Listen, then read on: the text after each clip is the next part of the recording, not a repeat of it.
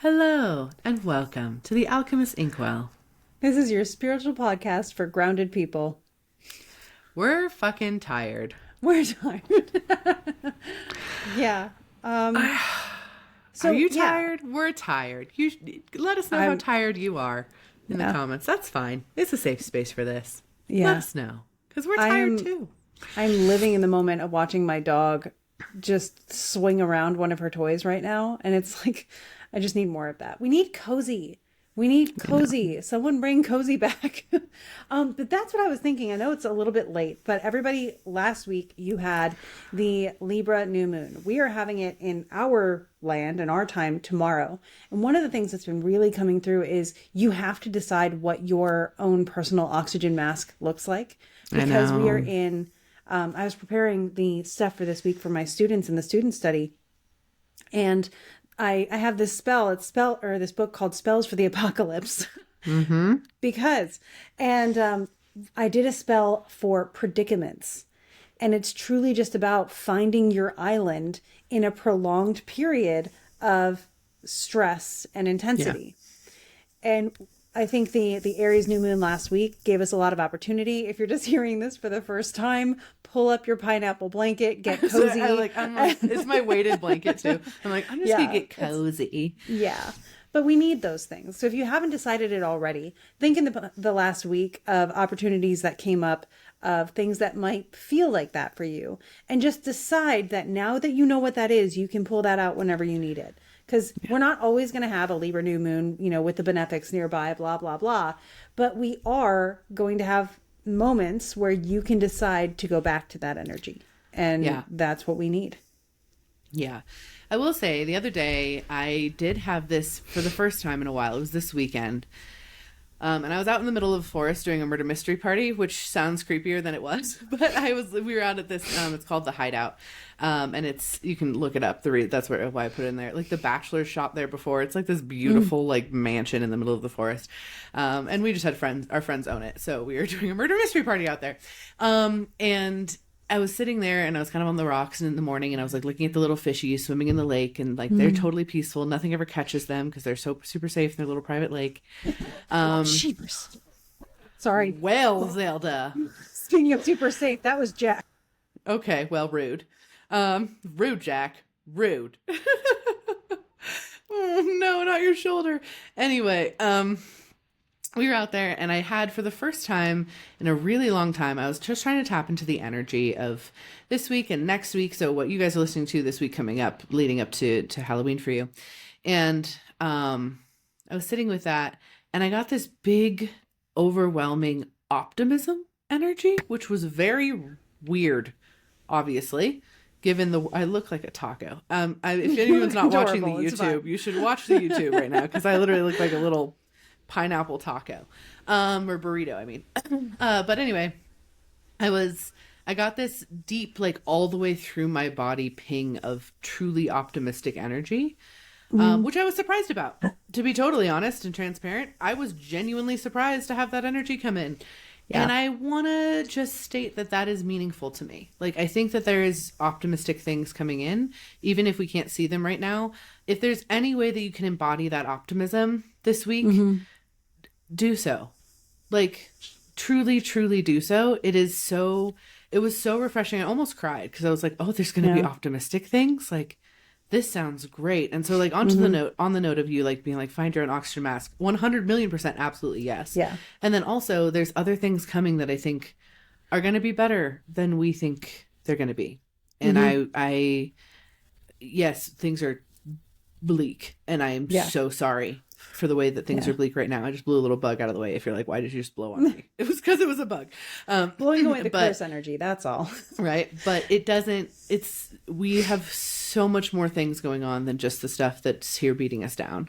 And I just want everyone to remain as optimistic as possible. And this is our bookend episode. We're also going to do some scary, spooky, fun ghost stories, because it is the Samhain episode, right? It's the Halloween episode. It's the Dias de los Muertos episode. It's the time when we're going to talk about the crossing over of souls and the thinning of the veil and all that fun stuff. So we're gonna do that, and I hope that maybe just reading some spooky books or some of the books we recommend or something like that can be just a little oxygen mastery right now. I will say, and I've said this on here before, and I will say it a million more times: the opposite of war is not peace; it's creation. So, create things, do things that make you feel creative, watch things that make you feel good. That's okay. And there's optimistic stuff coming. Do I know exactly what that is? No. Even as I was sitting in that optimistic energy and like I have full goosebumps and I'm just sitting there like, whoa, okay.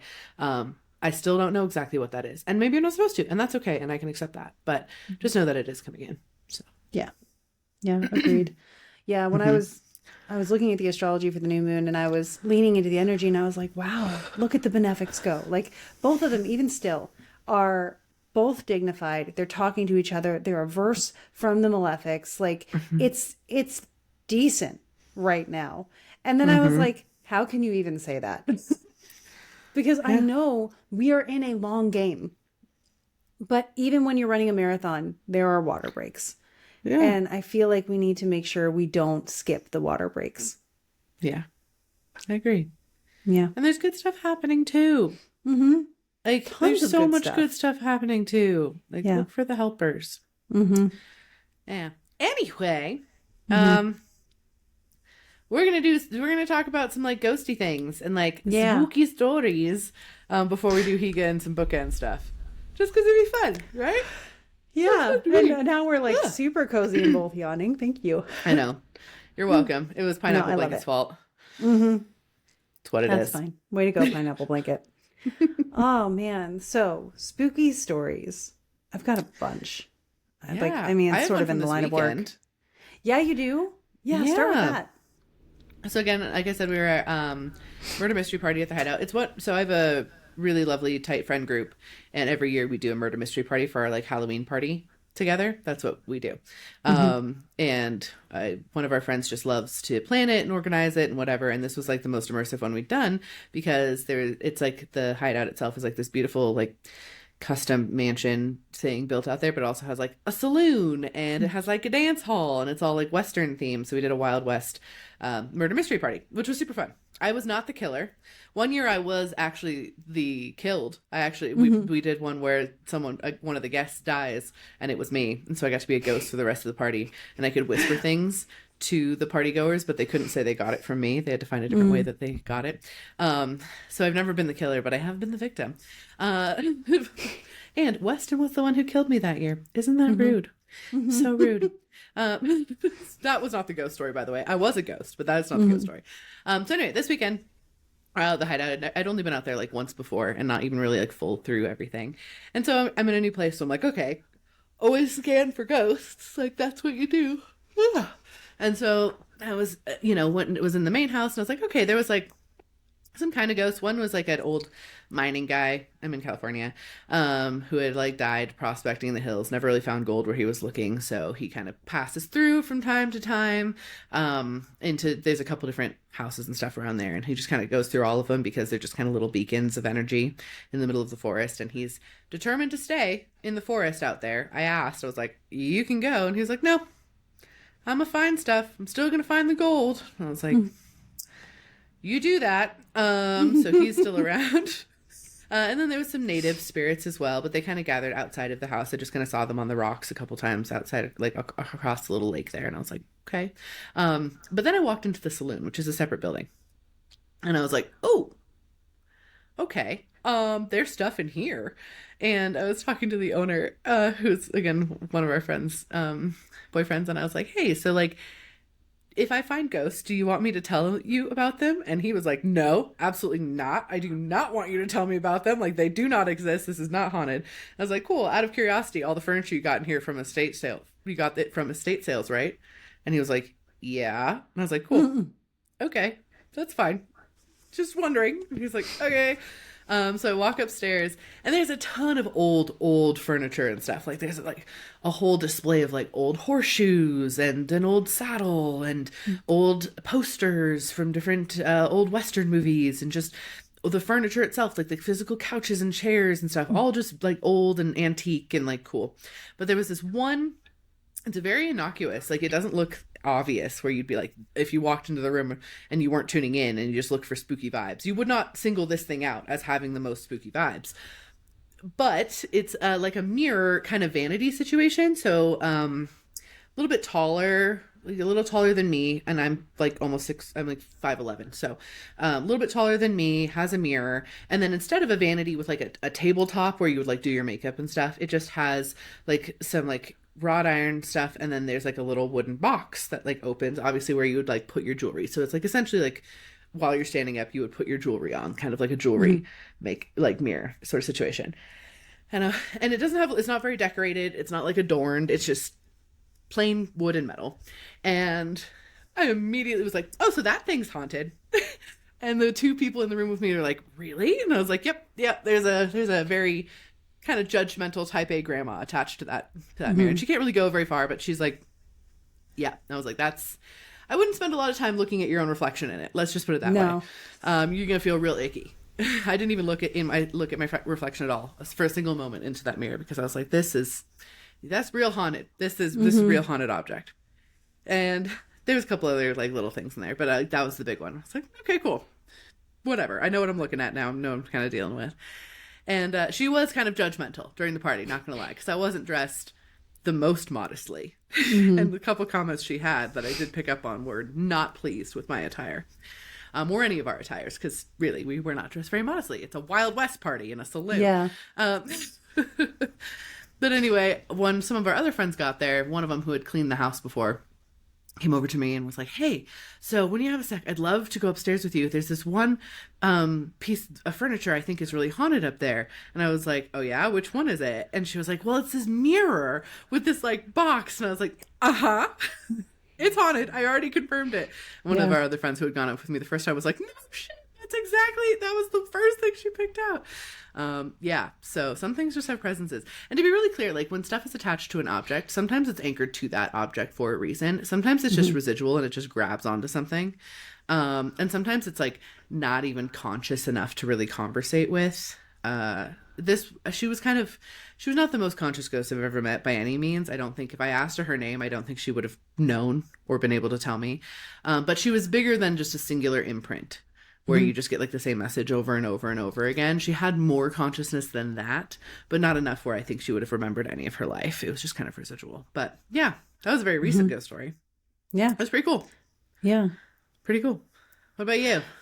So I thought of one and I was like, cool, I'm all set. Then I was thinking about another one and I forgot the first one. So I'll tell you about the second one first. Sure. That sounds great. The first one's more recent. I remember the first one. Yay. The first one was from, January of this year.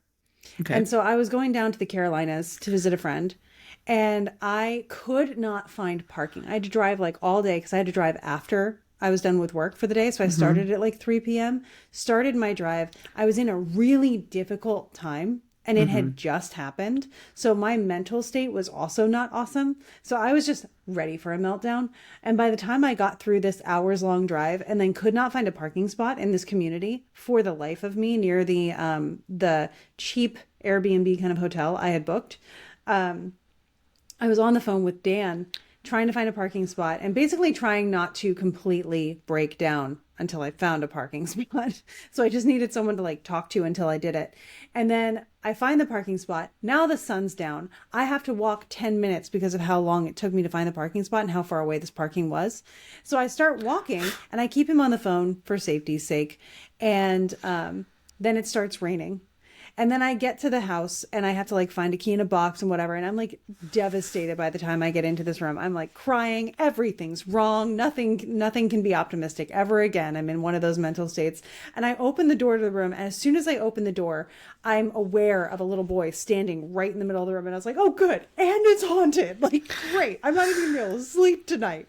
And so when I finally did try to settle down that night, I was like, listen, I'm exhausted. I'm having a really hard time. I just need to sleep. What do you need in order for me to be able to stay here for the next few nights without bugging you and with you not bugging me? And he was like, no, I'm going to guard you from all the mean people. And so he had his little like toy gun He was from, I think, Revolutionary time. Okay. Yeah, and he like talked to me about how the British soldiers would come into the house, even though they didn't want them there, that kind of stuff. And by the end of it, I was like, well, what else do you want? Because you did make me feel a lot better and a lot safer this weekend. So we kind of made friends over the next 3 days while I was there, which was cute. But he had talked about like his mom who had passed away from an illness and like the people who watched him during the day and that kind of stuff. So Dang, that's cool. it started out devastating and then it ended up kind of cozy. That's nice. Yeah. I love that. Yeah. Man, I have It's one so of the many. nicer ghosts. I'm like sitting here, I'm like, oh, I have so many. I'm And trying like to some figure are, out what didn't I tell last time we did this? Because there's I like the know. Hacienda ghost who was just screaming at me the entire time I was there. yeah, you told that one, I think. Yeah. Yeah. Then there was one in, there was like, we had this place called Penn's Tavern and they invited us to go to dinner there, but they knew I was psychic. I was like kind of renowned in my area for this because my mom knew a lot of people and she would tell people about me. And so they'd be like, well, come and check this out. And I'd be like, that's not haunted. I got to go to the Sunbury, the B&B we used to host a Forgotten Storyteller stuff in. Oh, yeah. I picked up on we that talked ghost about her. when we were there. Yeah. Yeah. The host wanted me to prove it wasn't haunted. And I was like, no, actually, sorry. It's haunted by the world's most badass suffragette. Exactly. Yeah. Love her. So, Go, but Kate, yeah, go. I've got other ones. Yeah. But what about Yeah, you? if you guys have not heard our Kate story, we did that on the podcast a while ago. If anyone think we remembers what dedicated- episode it is, please comment It under would the have been YouTube. in 2022 in the fall Yeah. too. So That was cool. That was a cool experience. Kate. Um, well, and okay. that's a good example of like finding a haunting, getting information, and then being able to validate with research too. So it's a really good Yeah. add on to this episode. Did I talk about Martha and Yvette? You know, I haven't. I think we talked about them like as it was relevant to that retreat, but we could talk about them in this context. I could. Let me think. Okay. Well, I'm gonna before I talk about Martha and Yvette, I have so many right now that I'm like cycling through. I'm like, which one's the most? Two that were just a tiny bit more recent.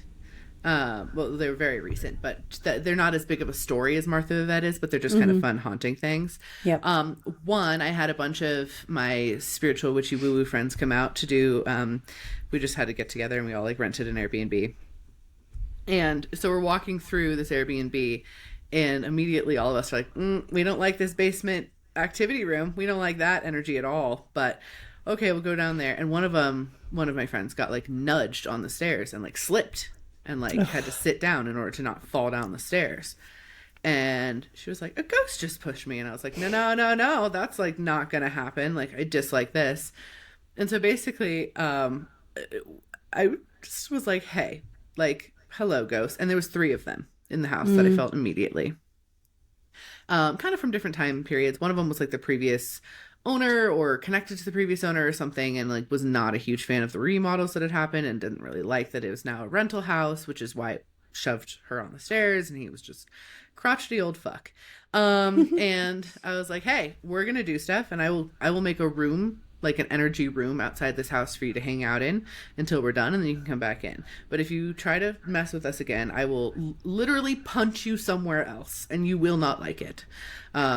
And he was just kind of like, fine, I'll do that. And the other 2 were just kind of like, yeah, we'll take care of him. Like, well, it's fine. Because they were all pretty conscious ghosts as far as ghosts go. Some of them are not that way, but these ones were very conscious. And it was super funny because we did a bunch of weird energy work in the house, and we pulled all the mattresses into one room and had like a big sleepover in one of the rooms and like did a bunch of this stuff. And by the end of it, I like checked in with the ghosts. I'm like, hey, like, you guys good? You know, you haven't been interacting with us. And they're like, yeah, we were very content to stay in the room and away from you people. Because we're real weird and we did not like it. So I was like, okay, that's fine. That's totally good. Yeah. So I left the room there for them afterwards too. Like they can have an additional little ghost escape. I don't care. The other one that also happened like very recently, again, not like big stories, but just kind of like little things. When we were in Thailand at the second hotel, we mentioned this a little bit on last episode's recap because we were talking about like our Thailand retreat. My hotel room was super weird, and there was presences in that hotel in general, and they were both like nature spirit style stuff, and then they were also like some ghost style stuff. And I do think this one was more of like a elemental nature spirit sort of situation. But there was one night when Weston was staying out later to go to the bars with a couple other travelers, and I was just tired, so I like came back. And it was around like midnight, maybe 1, I don't know. So I'm like getting ready for bed, and I need to leave the door unlocked because it was like a manual locking and unlocking hotel, so that Weston can get in without the key. Exactly. So I check and make sure the door's unlocked, and then I like lay down, and I'm like kind of anxious because I'm like, now I'm sleeping with the door unlocked in a foreign country. Like, that's kind of weird, but I am really tired, and it's gonna be fine. I'm like in a hotel, like it's okay. But you know, I'm like anxious about it. And so I'm like falling asleep, and then it literally feels like something passes over the light, like a dark shadow thing like passed over the light and over the bed. And I was like, oh, fuck you. Like, I don't want to do this right now. Like, why are we doing this? Yeah. And like my eyes were like closed, and I could Same. Yeah. And I still had a light. I left a little light on just so that, you know, Weston could get in and not be like in the dark when he like walked into the hotel room. And I was like, God damn it. And so I like, was like, put up a little bubble shield. And I have some bears that are like guardians of me. They're not quite spirit guides, but they're kind of just like guardians. I don't know. They protect shit. Their names, I discovered them in Iceland. And their names are, actually I won't share their names, but they're funny as shit. Anyway, I have 3 bears. So I was like, could you guys please just deal with this? And like Boris was on the roof anyway, because Boris is always everywhere I am. And I was just like, you know, hey, can you guys just deal with this and make sure nothing comes in? And they were like, yeah, absolutely. So I had like bears sitting around my bed as I went to sleep, which is fine. I get woken up at like 3 a.m. to my phone ringing because Weston is unable to get into my hotel room because it is locked. Ha.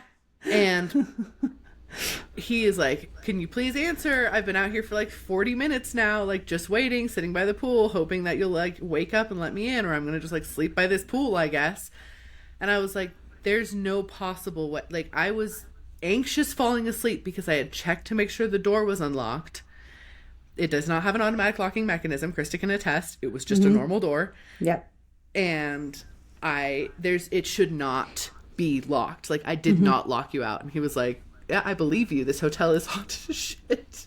So whatever that was, that thing that passed over the light had locked the door as it moved through, which was probably them being protective more than actually attacky, which was kind of nice. But also very inconvenient for Weston, who had to sit by the pool. Just wait. Yeah. Well, that's the same way I picked up on what was in my room too. So just to validate it even more, they waited until I was like eyes closed and everything, and it passed over the bed. And that's when I came up with the pop-up tent shield. Yeah. I was just like, dude. The fuck? And then we had a couple travelers like get things taken during that too, like by ghosts. Yeah.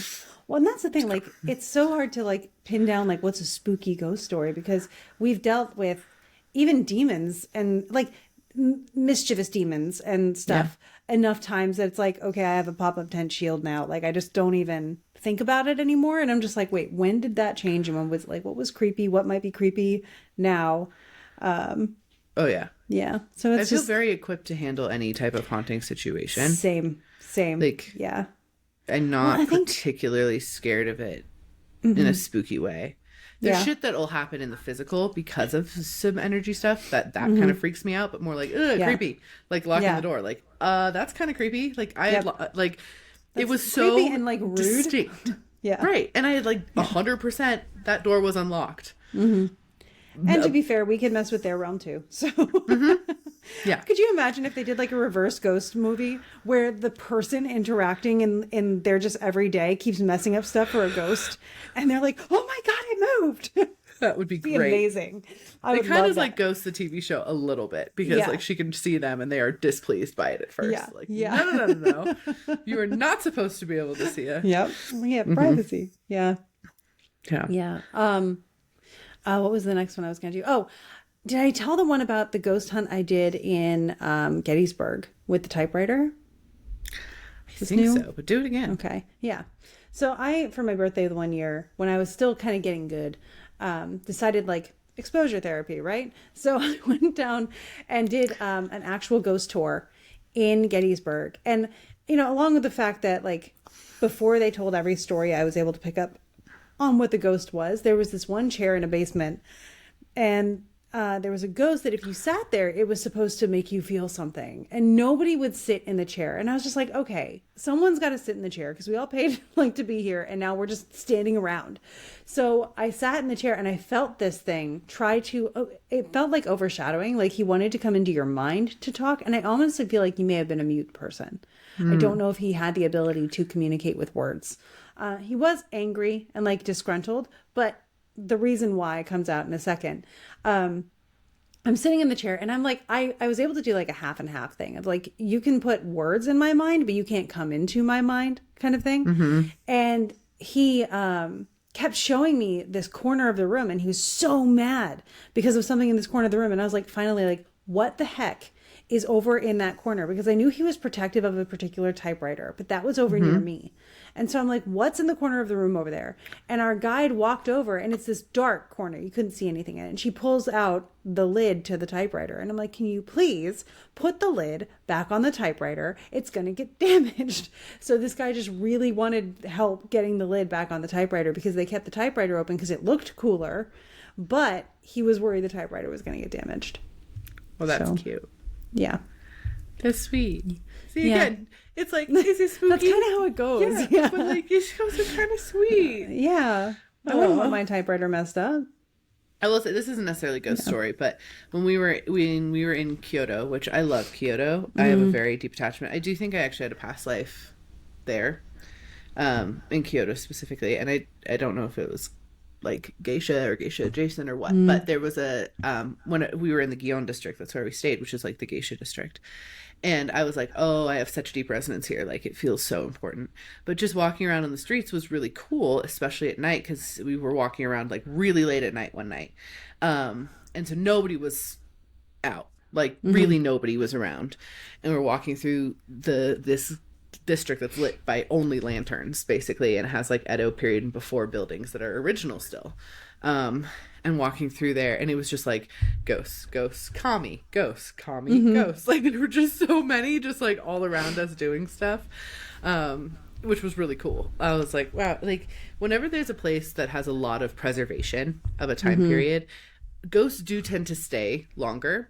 And that's not to say, I want to be clear about this, because a lot of times people are just like, oh, is it just because it feels like that old time? And it's like, well, yes, but also it's not changed. A lot of times ghosts, when stuff starts to change, either leave or like go to the other side. Like they cross over, because the things that they were anchored to aren't there anymore. So when we keep these historic places very historic, you know, out here in the West, we have a lot of ghost towns and shit. Like, yes, there's a lot of ghosts there because it hasn't changed, so that the energy has kept them potentially stuck, or they choose to stay in this familiar energy.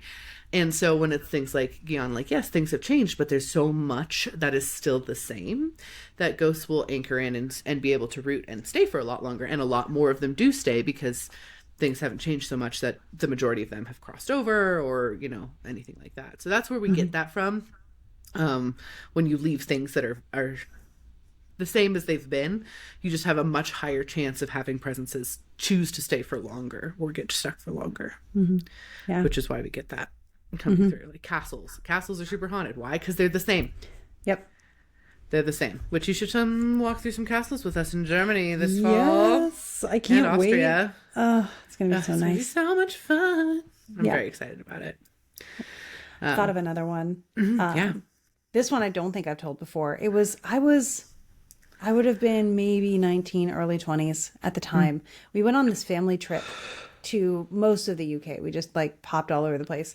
And at one point we were in Dublin, Ireland, and we stayed in this old hotel, like older, early 1900s, probably 1800s. And I was trying to sleep on a cot in the same room as my parents, which is how that worked out a lot of the time, because Sean and his almost fiance at the time were in another room. So I was on a cot.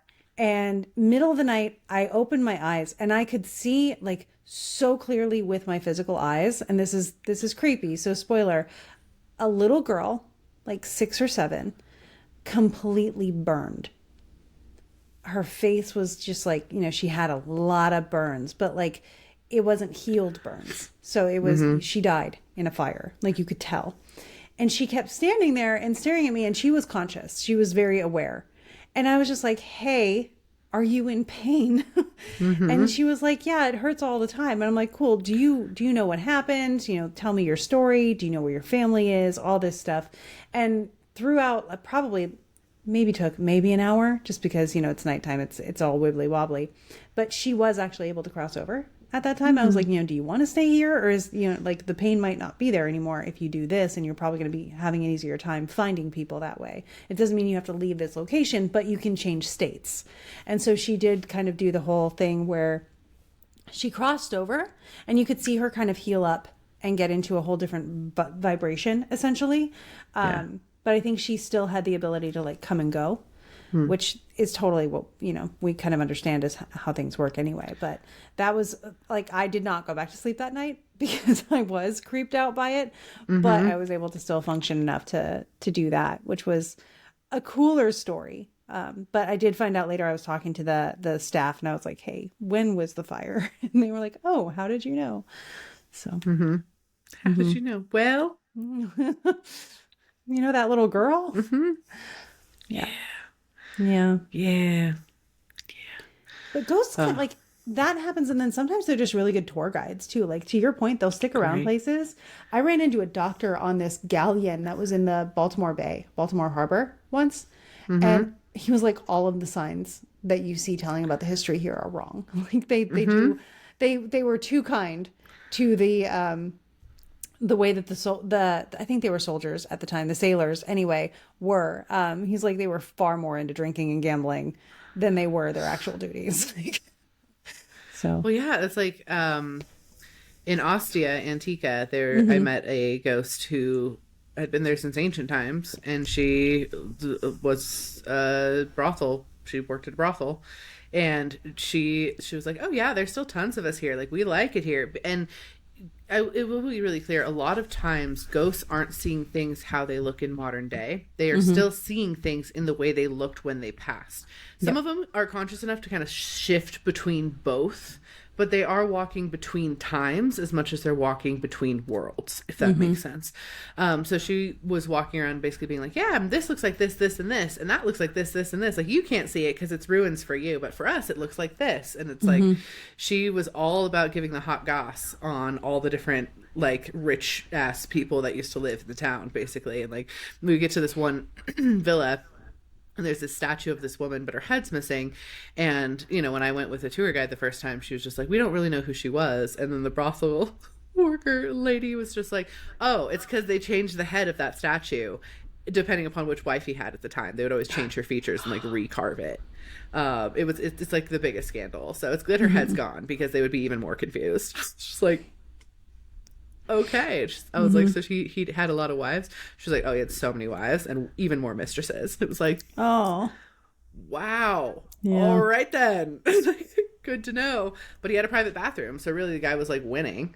That was a big deal at the time. Yeah, they're very proud of their bathrooms in Ostia. All the ghosts are really proud of that, because some of the actual domuses, or like villas, have their own private bathrooms. But it also has the only full intact public restroom in the Western world that's left over from Rome is in Ostia Antica. There's one that I believe is in like one spot in Turkey, I think, but it was a later representation of it where the Ostia bathrooms were earlier. But anyway, they're very proud of the bathroom situation. So that was her comments there. But she's a joy. She's fun. Just wants to tell you about stuff. Yeah, that's awesome. So, yeah. Oh my gosh, I have so many more. I'm like, we could go and go and go. Yeah. But I do want to hold space for us to do bookends and Higa. Yes. I think that's valuable. Yes. So. Yep. Want to kick it off? What have you been reading? Sure. So my reading has not been as extensive this month. I've been working on a lot of research this month, so that's been a lot of my reading. But nice. I finished The Lost Apothecary by Sarah Penner. How do you feel about The Lost Apothecary and the poison-touting women of London? I like the concept. I think you do it better with Locusta. But thank you. You're welcome. But I liked it for the most part. I liked the concept. Again, I liked, in one way, the Nella, the poisoner. I liked her standards of like how she kind of said like, I will do this. I feel weird about this. I think she had too much mama trauma. Like she was deifying the memory of her mom a little bit more than I would have liked to see. I think she needed therapy as much as anybody else in that book. Everybody needed therapy in that book. The modern character ticked me off a lot, made bad choices. You know, I have a really hard time with here's this past thing and here's this modern thing stories in general. I have a really, really hard time with those books. I struggle with them. Yeah. I also feel like the author thought the modern character was stronger than the character actually comes off. And it's like, wow, that character has so much to learn. And the way she ended it doesn't make sense. So we had this as our book club book. And a lot of my students in the student study that are part of also the book club are in academia. And so at the end, she's like, yeah, I applied to this program in Oxford and I start in January. And it's like, you did not just apply this week, get accepted and are already in the program and have like an advisor and stuff like that. That's just not how it works. As someone who has applied to programs and stuff before, and my students are also in that area, we were very irritated by how easy she made it sound to just like do that.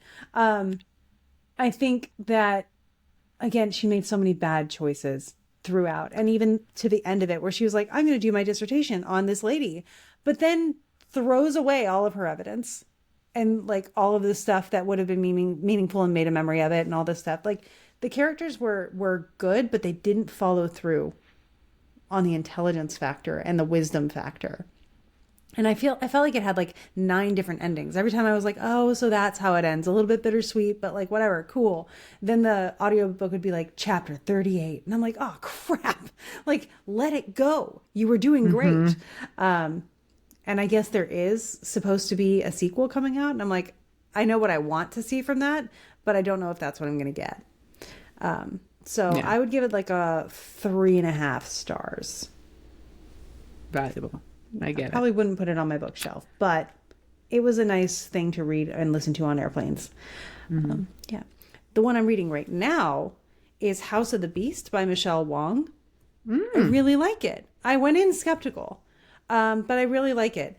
Basically, it's this, it's from Legend of Korra graphic novel illustrator, first of all, which is really cool. Like Avatar, Legend of Korra. Yeah. And so it's this this girl who finds out like her dad is part of this influential, not church, but like cult of deity kind of thing. Like not cult, but a cult of a deity thing where there's like 4 primary deities and they all have their high houses that connect to them the most. And he's the one for the deity of the beast. And she goes to live with him to try to save her mom. And like one of their big customs is they take one of your arms and they replace it with this metal arm that you'll eventually learn how to use the beast's energy to use. But the beast has been with her as an imaginary friend since her childhood. So like she's got this relationship, and the way that they do the beast is really cool. I love his character. I don't trust his character, but I love his character. And so like I've not been disappointed by any of the choices so far.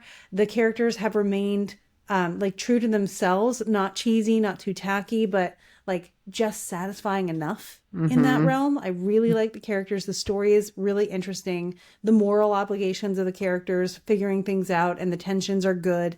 I still have a bunch of hours left and I'm really glad about it. Oh, that's exciting. Okay. Well, once you finish it, let me know and I'll see if I'll put it on my list, because that sounds good. That sounds fun and different. I like different. Yeah, it is. It's really neat. Yeah. What did I read? I know one of the things I read, but I think I read something else right before it. Maybe I could be wrong about that. What did I do? What did I do? What did I do? Okay, so I finished The Fire in the Glass by Jacqueline Benson, who is the writer of the Raiders of the Lost Arcana series. Yep. I love the Lost Arcana series. By the way, her Patreon rewards just released, and I got her newest book in ebook form because that was one of the Patreon rewards. So I now officially have it. It is in my possession. I don't have it yet. Cannot wait. That being said, I won't probably be continuing this series. The reason is I know where it's headed, and it's headed into World War I, and I don't like World War I history novel. I don't like that. Yeah. And even though the direction that she's heading in is kind of interesting and cool, I'm just not a fan of that time period. And I know for me, that's a hard no. Will I say I did really like this book, one thing that Jacqueline Benson does really, really well is she writes female characters being authentically female and driven within the structures of the society that they're in. And what I mean by that is like the main character in this one, again, we're right before World War One's about to start. We're talking months before it starts. Like everyone knows it's coming, right? Like that's the where this book starts taking place. So women are still trapped within Regency era rules in a lot of ways. So it's still, you know, rich people marry rich people. Like you need to align family heirs. She's a bastard, so she's not welcome in society. Like heavily Regency era, that's the 1800s. But she also owns a motorcycle. And which we love. Yeah. She rides that motorcycle because that's what makes her happy. She also learned how to fight because she wanted to. And so it's her, and she has these very progressive modern ideas for the time, but also she is acknowledging the social norms and customs that are around her. She's very aware all the time that she's a bastard. She doesn't want to work with one of the main love interests in the book because she's very afraid for his social standing if he's seen with her.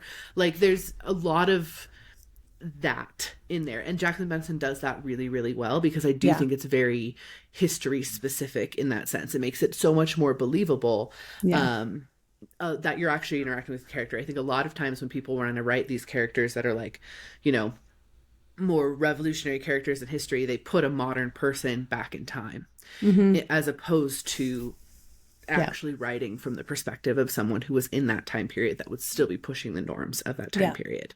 We see that a lot with the Raiders of the Arcana series as well, where, you know, she's still uncomfortable with the concept of like premarital sex and like not being married to this person, but going on this adventure with this person and all this stuff. But she's still doing her own thing and still determined to whatever, but it's within the context of the history she's in. Anyway, so Jacqueline Benson does a really good job with that.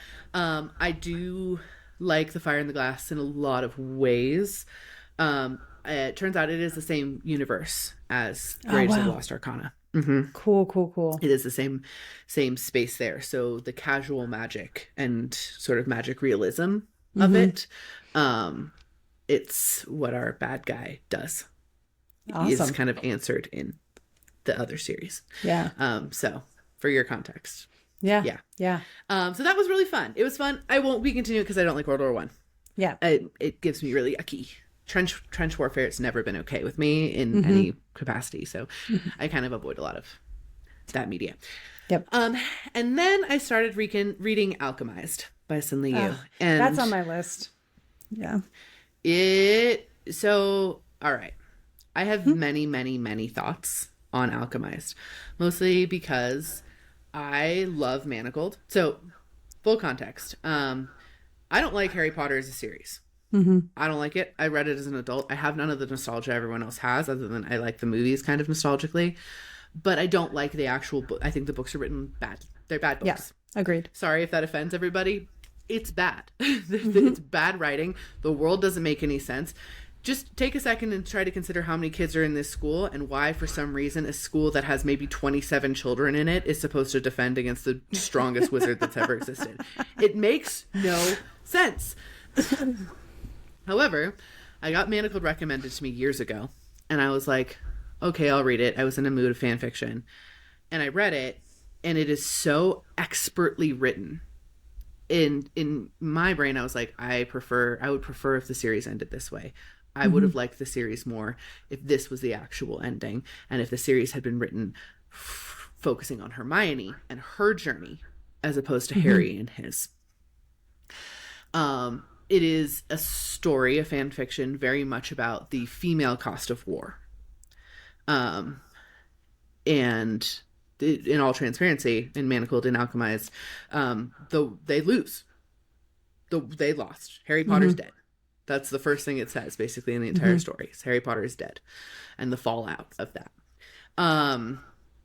It's so good, I had someone bind it for me. So I love Manacled that much, I had someone bind it for me. It's graphic. It's dark as fuck. And I want to be super transparent about that. It is super dark. But it's expertly written. It has the best ending line of any book I've ever read, period. It's a fan fiction. Anyway, Sin Lee Yu finally had it picked up. And in much the classic fashion that is currently happening a lot with fan fiction. If there's a popular fan fiction, publishers are now picking that up and having them remove the source material and write it as a standalone, like kind of rewrite it in that space or rewrite it as its own work of fiction. The problem with that is it loses depth, like very significantly, because you don't have an 8-book buildup of understanding the characters so that you can jump right into this story because you've already read all of the pre-source material. Instead, now it's in this own universe, so the amount of world building that has to be done is excessive. So much. The amount of like creating around these characters that has to be done. The amount of work they have to do to separate in your mind which character was this actual fan fiction character versus now their own actualized person is so extensive. Do I think it's still a good book? Yes. Objectively, I think it's a good book. I don't think we have enough books about the way women fight war. I think that's it. She's a healer. So like she does hospital shifts and whatever, and no one gives a shit what she has to say, even though she's there very clearly the most important asset that the resistance has. They don't care because she's not on the front lines and it doesn't matter to them. And it's really good. I think people, especially if you haven't read Manacled, I think you'd get into it. It is still bleak. It's still real bleak. Read the trigger warnings, I beg you.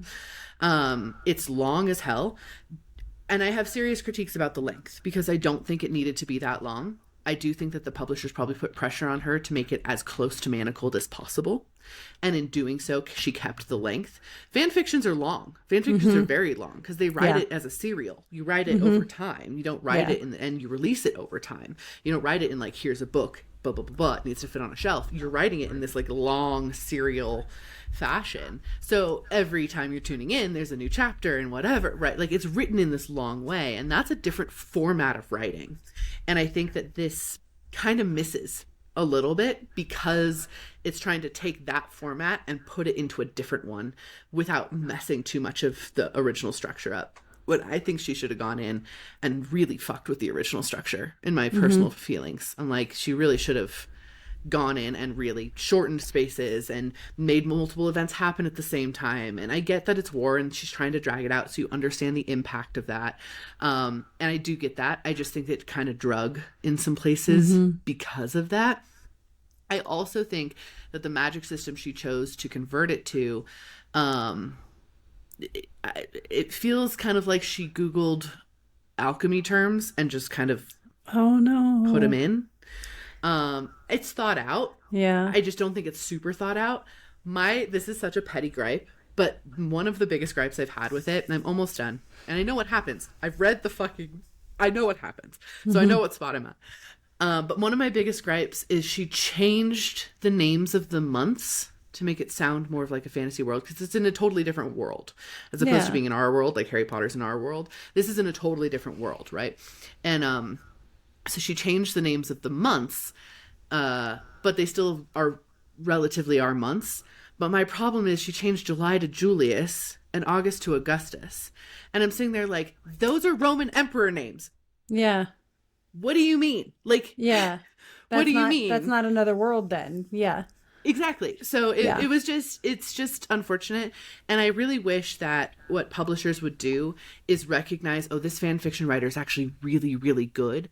We're going to ask them to write us a new book. Yeah. And sure, keep your fan fiction tag. But instead of taking a work that they've already done in a fandom that currently we don't want to be supporting, that this could reignite and like make people buy Slytherin gear, which we don't want to do right now because, you know, J.K. Rowling is actually committing real violence with her donations towards trans people. Yep. Instead, let's take this author that's clearly a very good author and ask, can you please write us a story? Like, can you write us an original work? And I think that would be a lot more successful overall. I wish they would do that with Ali Hazelwood. She's finally started to do that. I really wish they do that with Senli Yu. I wish they would do that with, there's a lot of fan fiction stuff that's been coming up, and I think the authors are good authors. I think they just need to be given the backing and support to create new things. And I don't think that that's going to get them lost in readers. I actually think that would help personally. As far as do I think you should re-alchemize? It's rough, dude. It's brutal. So just be warned. It's painful. Is it really good? It is really good. You'd like it, but it's not a good. It's not going to make you feel bright and shiny at any moment. Wow. Yeah. Okay. So good to know. Warnings in advance. Yeah. Yeah. And apparently it's already been signed to make a movie or multiple movies, I guess. Oh, wow.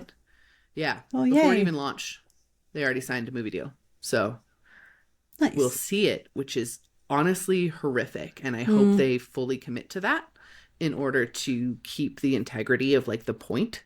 So I really hope it is a like R-rated full commitment, because it is an R-rated book for fucking sure. Anyway, so there's that. I've been reading that too, which was nice on the plane rides because it kept me distracted. It is like a 36-hour audiobook. So that's yeah. There we are. Yeah. My problem with House of the Beast was I was sleeping on the plane and I didn't want to miss any of it. So like normally I'll listen to an audiobook and it's like, it's okay, I'm only going to fall asleep intermittently. But I was like, I can't miss any of this. So I need to stop the audiobook. Yeah. I had to do the same thing. Well, and the thing is too, is she's obviously removed Manacled off the internet. I have a bound copy and I have a digital copy already because I'm obsessed with the actual work.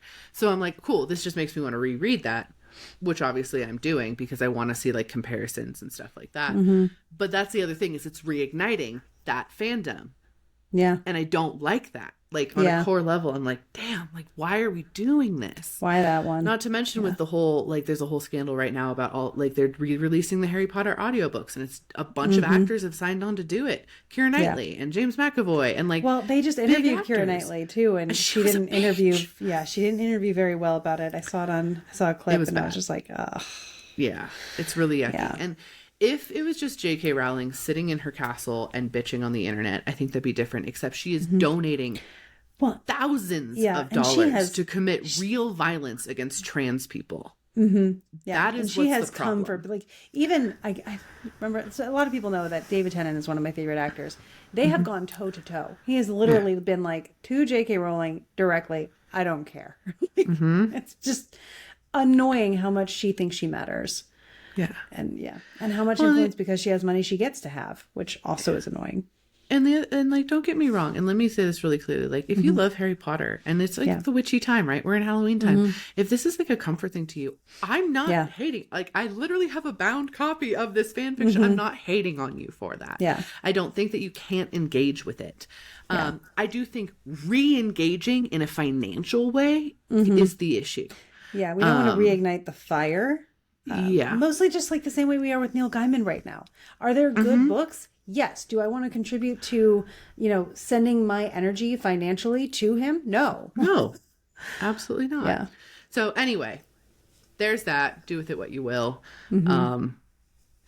I still loved Manacled. I will still love it. I think it's incredible. And I think that Alchemist is also really well done. I do think it, as far as something new and something different and something truly dark that's not just gratuitously violent for no reason, but is like a true example of a dark fiction, which we haven't had in a while. To be totally honest. It's really good. It's really good. Cool. Yeah. But it's been an experience. I could fill a whole other hour with my thoughts on it, to be totally honest. I won't, but I could. Yeah. I'll probably do it on my own channel on YouTube, to be totally honest, because I got to talk about it with something. Yeah. Oh, I have feelings. Speaking of stuff that's going on, really quickly, there are two things that I wanted to let people know about that are coming up. One, I'm going to be relaunching my basic astrology course thing that I've got going on. I'm going to remake it and add some more stuff to it. And basically what it's going to be is this mini course on how to understand your chart enough to navigate social media and what things to look out for as far as like hot words and things when people try to invigorate fear, to just be like, and like, no. And I'll give you some context on that as well. But also, I'm going to be leading a research group in astrology for the Timing Technique Annual Perfections. And I know that sounds really jargony, but the cool thing is, as part of this once a month research group, that's going to maybe be an hour and a half, 2 hour long call one time a month with me and Vivi Henriette, who I've worked with a couple times in the astrological sphere. You will learn the basics of reading your natal chart, so that you can understand natal promise and like how planets work in the chart, so that you can analyze annual perfections. So you'll learn how to do annual perfections. And then at whatever pace we set, it's not like rushed, it's not slow, it's whatever we do. We will be studying annual perfections, how they show up. Like, is it house based, where that house of the year pops off more, or is it sign based, where the qualities of that sign pop off more? If a planet's in the sign, does that have more influence or less influence than the planet ruling the sign? And so we're going to ask a bunch of those questions. You can use your own chart as an example, and charts of your famous people throughout history, or favorite celebrities, or anybody that you are fascinated by. So we'll be able to do stuff like that with, you know, a big chart that often comes up is J.K. Rowling, because her astrology is on point. So we can come up with that and just be like, what do we see in these charts of these people? And, you know, what made that time right for this, that, good people, not so great people, the whole shebang. So if you're interested in that, ncgr.com has the information there where you can join us. It's going to be really fun. Sounds great. Love it. Yeah. Also, we've launched Germany. Just going to throw that out there, too. Germany. So we have some fun stuff. But both of those sound awesome, Krista. Yeah, thank you. Please go check them out, because Krista's the best astrologer ever, in my opinion. I try real hard. I have a really good time trying. So, yeah. Well, shall we Higa a little bit? Yeah, dude. Do like 2 Higa questions? We can do some 2. By the way, next episode we will talk about our Sakyans. Yes. Should I give a preview? You want a preview of the Sakyan? Because I can just like spin myself around and show it off. Sure. I can't do that. Yeah, mine's at a convenient place for it. So like, boop, boop. There it is. Ooh, we'll look at the YouTube to see Krista Sakyang. Yeah. Mine looks drastically different than Krista's, by the way. Bad mistake. Oh, no. I need to stop using my right arm for stuff, because I keep forgetting that I shouldn't. But anyway. You have ouch. I have ouch. Yeah. Also, my tattoo looks much different than Krista's. They are very individual and unique. They are, yeah. And the stories, because we went separately, are also really individual and unique, which I love. So it's going to be really fun to share those. Cool. So first Higa question. Are we ready? Sure. Let's do it. I feel so Higanated. Okay, I'm looking at every card has 3 options. So I'm trying to figure out which one. Do you think it would be possible for you to meet and become close friends with a celebrity? Yes. Yes. I have my relationship to celebrity since 2019 has been so weird. It's so weird how close to celebrities, especially in the spiritual world, I have gotten, and how jaded I am by it now in so many ways. You know, from the accidental cult recruitment trip I ended up on in 2019 with a certain celebrity, that just shattered everything in my life from that point on.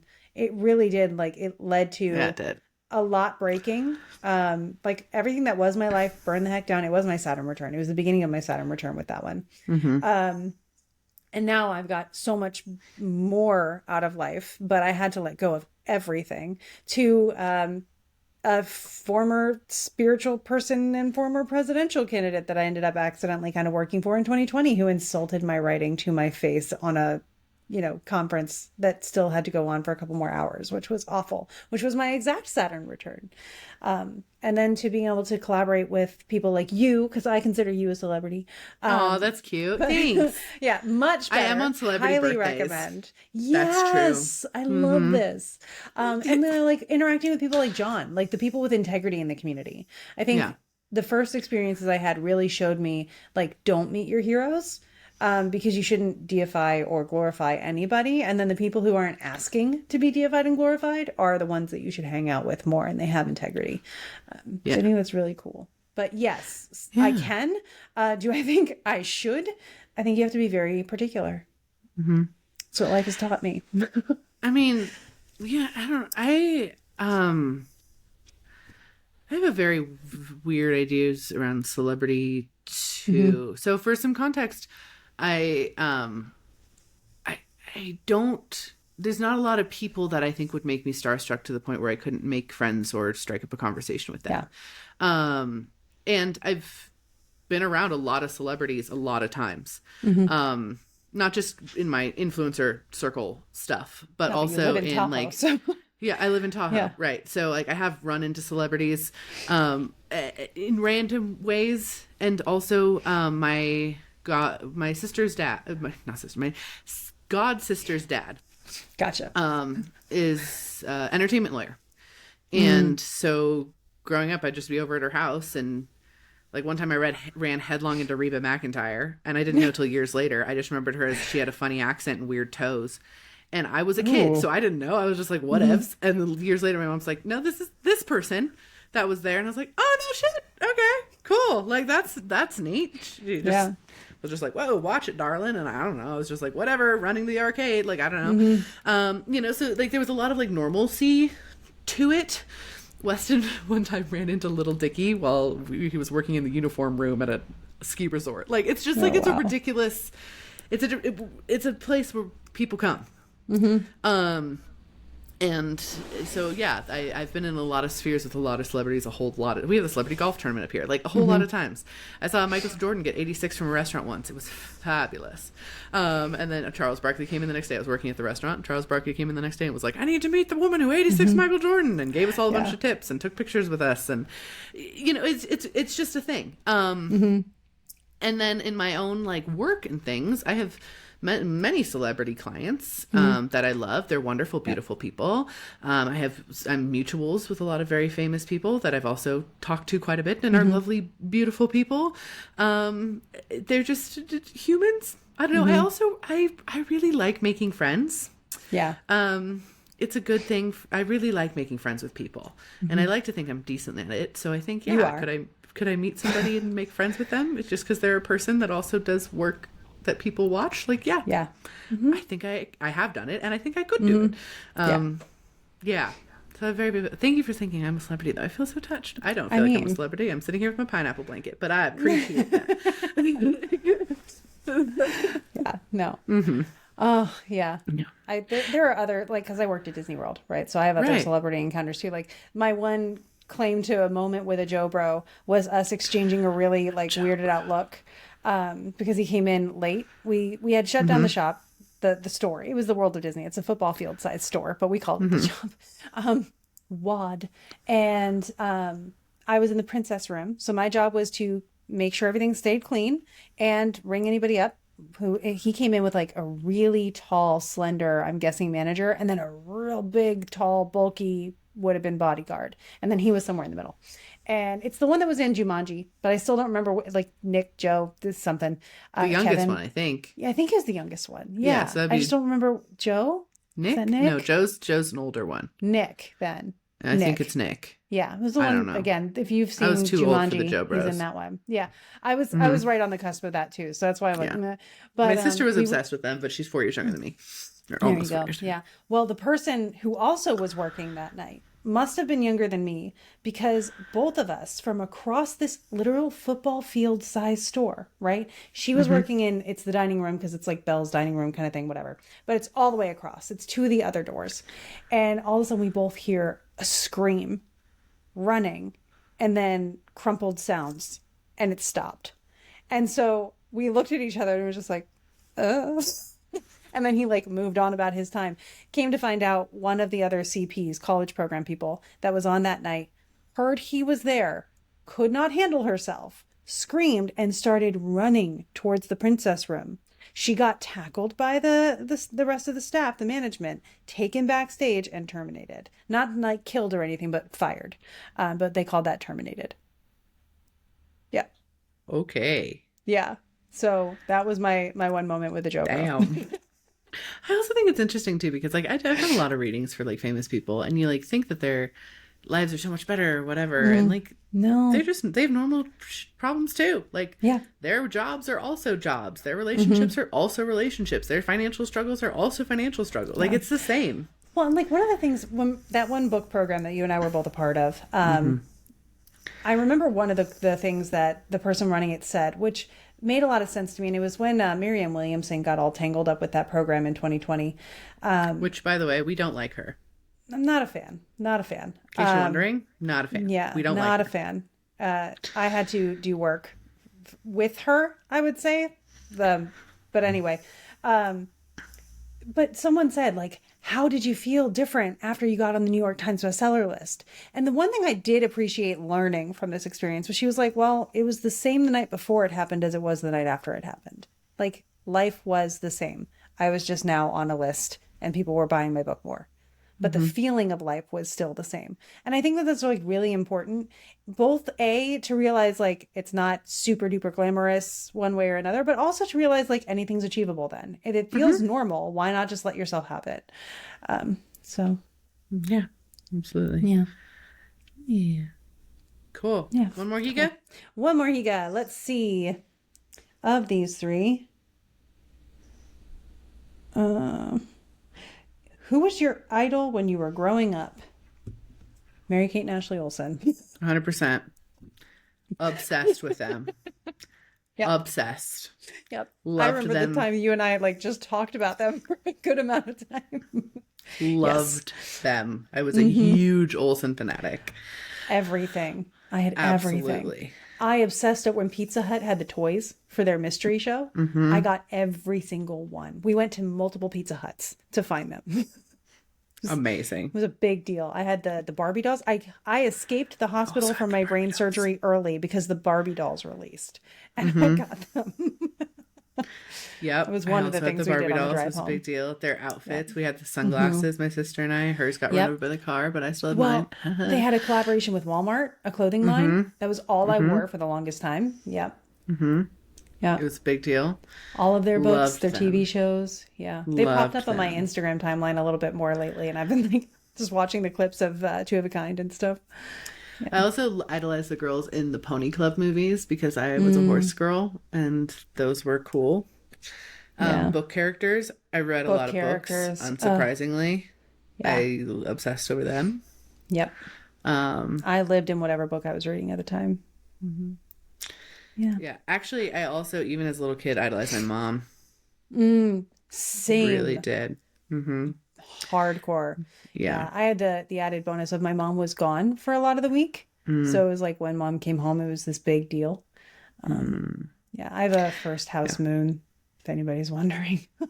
That says a lot about astrology. It's also in fall. So My mom's just cool. your mom's, yeah. My mom did some really cool things, still does. Yeah. Formidable human being. Yeah. And then your mom, what she does is just the coolest stuff too. You're just cool. Yeah. I think those are my idols. Yeah. I also loved Hilary Duff for a while, though, too. I can In, appreciate middle that. school. Yeah. Really liked Hilary Duff. I don't think I idolized her as much as I idolized the Olsen twins, but I did really like her for a while. Back when Zoog Disney was doing those like monthly contests and there was the digital journal of Lizzie McGuire, I won. Oh, wow. I still have that somewhere. Yeah. Amazing. Yeah. I thought Lizzie McGuire was the best. And when she got to go to Europe in middle school, and I didn't get to go to Europe in middle school and run around with Italian boys in high heels, I was very sad. Yeah. I wasn't sad about that part, but I would have liked some gelato. I mean, it wasn't so much about the boys thing. It was like she got to go like sing on a stage and like it was a whole thing. That was a I thing. actually went to her concert when she toured right around that time. Worst concert I've ever seen in my entire life. Oh, for to this real? day. Absolute trash. Literal burning heap of tires. Like so bad. So bad. It was, I can't even describe how bad this was. It was so awful. Oh, I mean, I didn't care, but it was funny. Yeah. It's funny bad. She should not ever perform on a stage. Ever.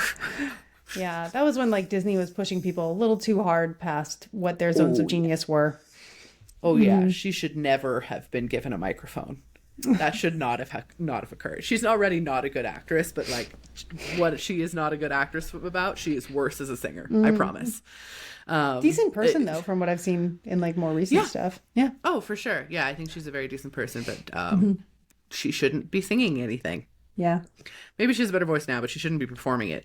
Yeah. She's a acoustic session, unplugged only type of girl. Okay, we don't do big concerts. That's not what we do. Yeah. Yeah. Anyway, happy Halloween, everybody. Yeah. Put in the comments what you're going as or what your plans are. If you're doing any magical ritual or anything like that, any emojis that you want to give us on YouTube and Spotify, those kinds of things. We love to see it. And happy Samhain. If you practice Samhain, it's a thing. Things do be spooky because we decided they're spooky, which amps it up. That's Dia what's de los happening. Muertos. Yeah. That's like the truth of it. And we have that ability. The same way with New Year's we do. Like that's what's going on. So just so you're aware, that's what's happening. It doesn't have to be creepy unless you lean into the creepy. You can if you don't like the creepy, which relatable, you can just work on your wards. Those kinds of things. Yeah. Ward it up. It's a good time to ward in general actually right now. Yeah, just I'm not listening ward weekly anymore. I know. Get hard boundaries. Every time you feel a little bit off kilter, ask yourself what you think, what you believe, and lay a boundary down, even if it's in your own mind. It's been making a good difference for things. I am excited to carve some pumpkins and drink some cider, though. I think I need that. I've got we're going to do Hocus Pocus and Practical Magic marathon next weekend in like onesie costumes with snacks. I need some Practical Magic, actually. That sounds great. Yeah, I'm going to invite my grandmother, introduced me to it, so I'm going to invite her to the party to come energetically and watch it with us. Oh, that's nice. It'll be fun. I like that. Yeah, it'll be fun. We're going to watch some spooky stuff. Chill. I'm doing nothing in particular. We always do sort of like a Halloween party with the kids, and I think we're going to do like a kind of abbreviated version of that. Mostly just like spooky movies and candy and yummy food and maybe a craft. Yep. Call it good. I'm thinking coffee and pastries with good movies and talking about actual ritual magic stuff. So that'd be fun. Yeah. Well, everyone, we hope you have a absolutely wonderful spooky season and that you 1, 2, 3 go make some magic. Aww.